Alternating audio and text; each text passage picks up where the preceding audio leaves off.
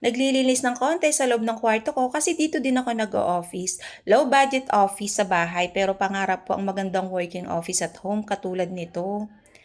Kaso single mom tayo kaya okay na muna ang ganito. At kung ayaw niyong mawala sa katinoan ng utak ko ay hindi pwedeng mawala ang supply ng kape with chia seeds.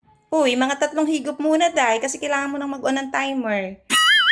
Clockify timer ang gamit ko. Wow, ang dami kong client ah. Uy, tapos na ang contract mo dun sa iba. Huwag kang filinggero dyan.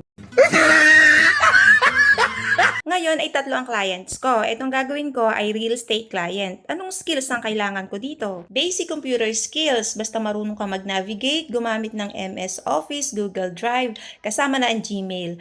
Kayang umintindi ng mga instructions in English kahit hindi ka fluent magsalita ay walang problema. Siyempre, habang nagtatrabaho ay panay din ang higop ng kape. Magtataka na nga lang ako bakit paubos na agad ang kape ko. Uy, ikaw